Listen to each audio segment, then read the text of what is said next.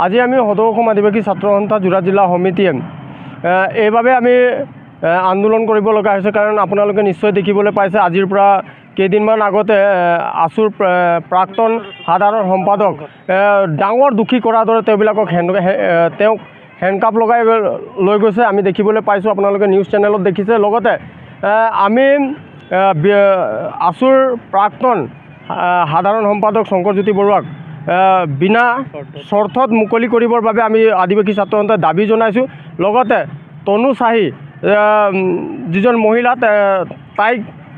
গ্ৰেপ্তাৰ কৰিবলৈ আমি আদিবাসী ছাত্ৰ সন্থাই দাবী জনাইছোঁ লগতে মই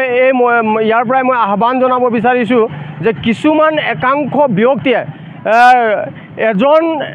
এজন নিৰ্দিষ্ট এজন ব্যক্তিৰ বাবে গোটেই জাতিটোক অপমান কৰাটো আমি আদিবাসী ছাত্ৰ সন্থা কেতিয়াও সহ্য কৰিব নোৱাৰোঁ গতিকে আমি আদিবাসী ছাত্ৰ সন্থা আহ্বান জনাব বিচাৰিছোঁ যে আমাৰ মাজত বেলেগ নিৰ্দিষ্ট এজন ব্যক্তিৰ কাৰণে যাতে আমাৰ মাজত সংঘাত সৃষ্টি নহয় তাৰ বাবে মই আদিবাসী ছাত্ৰ সন্থা হৈ আমাৰ জাতিটোক অপমান নকৰিবৰ বাবে আহ্বান জনাইছোঁ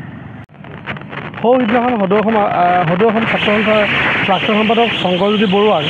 যিধৰণে দাগী অপৰাধীৰ দৰে যেনেকৈ হেণ্ডকাপ লগাই ল'লে ইয়াক সদৌ অসম আদিবাসী ছাত্ৰ সন্থাই ক্ষুব্ধ মানে একেবাৰে তীব্ৰ গৰিহণা দিছে অসম আৰক্ষীক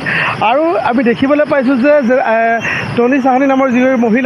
মহিলাক আমি দেখিছোঁ যে তেওঁলোকক মানে সেই অপৰাধী ব্যক্তিগৰাকীক তেওঁলোকে বচাব বিচাৰিছে আমি দেখিবলৈ পাইছোঁ যে তেওঁলোকে অসমীয়া জাতিটোক অপমান কৰাৰ পিছতো অসম আৰক্ষীক কিয় নীৰৱ ভূমিকা পালন কৰিছে আমি অতিকৈ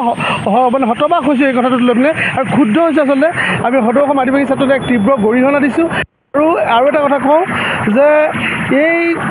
এই যি ঘটনা ঘটিছে এই ঘটনাটো লৈ পিনে যিটো আমি দেখিবলৈ পাইছোঁ যে এজন বিধায়কক কেন্দ্ৰ কৰি আমাৰ জাতিটোক কিছুমান ব্যক্তি অপমান কৰিছে সেই অপমানসূচক ব্যক্তি মানে এনেকৈ বক্তব্য প্ৰদান নকৰিবৰ কাৰণে আমি এই মঞ্চৰ পৰা আমি আচলতে আপোনালোকৰ এই চেনেলৰ পৰা আমি আচলতে তেওঁলোকক আহ্বান জনাইছোঁ যাতে আমাৰ মাজত জাতিগত সংৰক্ষণ হয় আৰু দুখী ব্যক্তিসকলে যাতে পলাই আচলতে একেলগে থাকোঁ বুলি আমি জনাইছোঁ